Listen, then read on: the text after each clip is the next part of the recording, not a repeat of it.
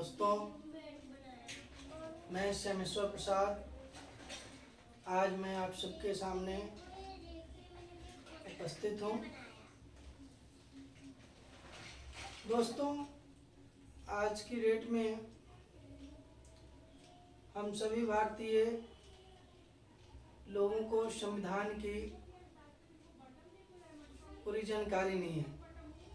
इस वजह से या तो हम अपने अधिकार से वंचित रह जाते हैं या कर्तव्य करने में भूल कर देते हैं। इसलिए मैंने सोचा है कि आज से संविधान का सीरीज शुरू करूं, जिसमें आप सभी को मैं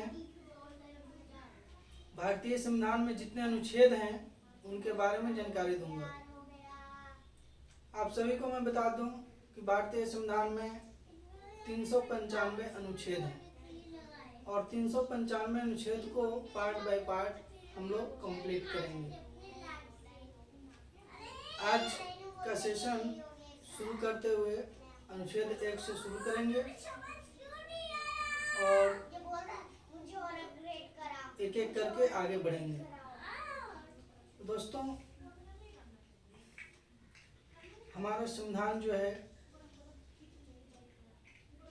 सबसे पहले संविधान का जो प्रादुर्भाव हुआ हमारे देश में वो कैसे हुआ।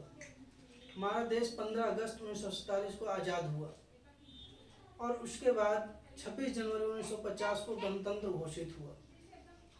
इसीलिए हम लोग हर एक साल 15 अगस्त को स्वतंत्रता दिवस मनाते हैं और 26 जनवरी को गणतंत्र दिवस मनाते हैं। तो हम सभी स्वतंत्र भारत में रह रहे हैं, इसलिए हम सभी का दायित्व है, कर्तव्य है कि हम सभी अपने संविधान के प्रति सचेत रहें। संविधान में हमारे क्या अधिकार दिए गए हैं, क्या कर्तव्य दिए गए हैं, उन्हें फॉलो करें और अपने अधिकार के लिए हम संघर्ष करें। तो आइए एक एक करके हम अपने संविधान के अनुच्छेदों के बारे में जानकारी लेते हैं। सबसे पहला हम लोग अपने बोर्ड के रूप करेंगे। हमने बोर्ड पे लिखा है भारत का संविधान।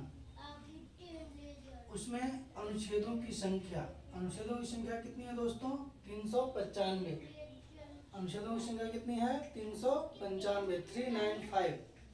उसके बाद पहला अनुच्छेद है। फर्स्ट अनुच्छेद में क्या वर्णन किया गया है?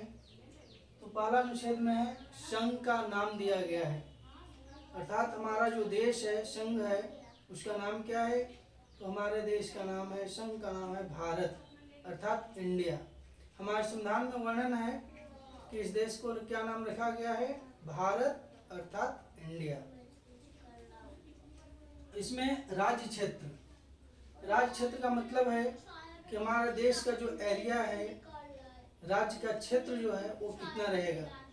उसके लिए हमारे संविधान में 12 अनुसूची का वर्णन किया गया है, जिसमें पहला अनुसूची जो है उसमें हमारे देश में का राज्य क्षेत्र क्या होगा उसका उल्लेख किया गया है।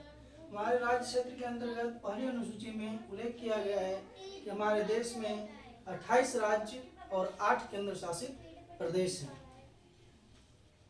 दूसरा अनुच्छेद की ओर रुख करते हैं। दूसरा अनुच्छेद में वर्णन है कि हमारे देश में नए राज्यों का प्रवेश या उनकी स्थापना। यदि हम चाहें तो अपने देश में नए राज्य बना सकते हैं और उनका नामकरण कर सकते हैं, उनकी स्थापना कर सकते हैं। तो इसका वर्णन हमारे संविधान में दूसरा अनुच्छेद में है, अनुच्छेद 2 में। आगे अनुच्छेद में कहता है, अनुच्छेद 3, नए राज्यों का नाम। जब दोस्तों हम एक नई राज्य बना लेंगे तो उसका नाम क्या होगा, उसका वर्णन अनुच्छेद 3 में है। तो नए राज्यों का नाम क्या होगा? वर्तमान राज्यों और पुराने राज्यों के क्षेत्रों, सीमा और नाम में परिवर्तन का वर्णन जो है वो अनुच्छेद 3 में है। अनुच्छेद 3 में क्या क्या है कि नए राज्य जब हम बनाएंगे तो उसमें नाम क्या रखें उसका वर्णन है अनुच्छेद 3 में। उसके बाद पुराने राज्यों के क्षेत्र में यदि परिवर्तन करते हैं, सीमा में परिवर्तन करते हैं, नाम में परिवर्तन करते हैं, तो उन सबका उल्लेख किस अनुच्छेद में है? अनुच्छेद 3 में। आगे बढ़ते हैं। अनुच्छेद 4।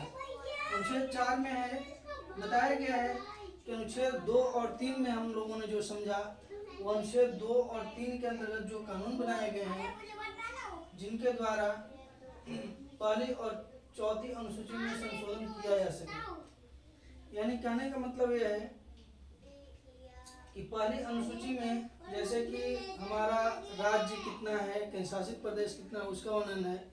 चौथी अनुसूची में हमारे देश से जो सांसद चुने जाते हैं उनके बारे में वर्णन है, उनकी संख्या के बारे में वर्णन है, प्रतिनिधित्व के बारे में वर्णन है। तो उनके बारे में जब हम नए राज्य बनाएंगे, उसका नामकरण करेंगे, सीमांकन करेंगे, तो हमें अपने राज्य की संख्या में बढ़ोतरी कमी करनी पड़ेगी। यानी नए राज्य बनाएंगे तो हमारे राज्यों की संख्या में बढ़ोतरी होगी, तो उसके बारे में संशोधन करना पड़ेगा, उसका वर्णन अनुच्छेद 4 में है। उसी तरह से चौथी अनुसूची में यानी हमारे सदस्य, संसद में सदस्यों की संख्या, प्रतिनिधित्व में परिवर्तन होगा, तो उसका भी वर्णन करना पड़ेगा, उसका में भी संशोधन करना पड़ेगा। उसका वर्णन, संशोधन का वर्णन क्या है, किस अनुच्छेद में? अनुच्छेद 4 में। अनुच्छेद 5 की ओर करते हैं। संविधान के लागू होते समय नागरिकता। हमारा देश में जब संविधान लागू हो गया तो हमारे देश में कौन कौन से लोग रहेंगे, कि ऐसे किसे नागरिकता मिलेगी, उसका वर्णन है अनुच्छेद 5 में। अनुच्छेद 5 कहता है कि जब संविधान हमारा लागू हो गया तो कौन से लोग हमारे देश में रह पाएंगे, कौन से नहीं रहेंगे, उसके बारे में नागरिकता का वर्णन किया गया है। मैं समझता हूँ आप सभी को बहुत अच्छे ढंग से समझ में आया होगा। आप सभी यदि ये वीडियो अच्छा लगा तो लाइक, कमेंट और शेयर करें, और हमारे चैनल को प्रमोट करें, लाइक करें, शेयर करके हमें प्रोत्साहित करें, ताकि मैं और भी अच्छे ढंग से आप सभी को कंटेंट दे पाऊँ। थैंक यू, धन्यवाद।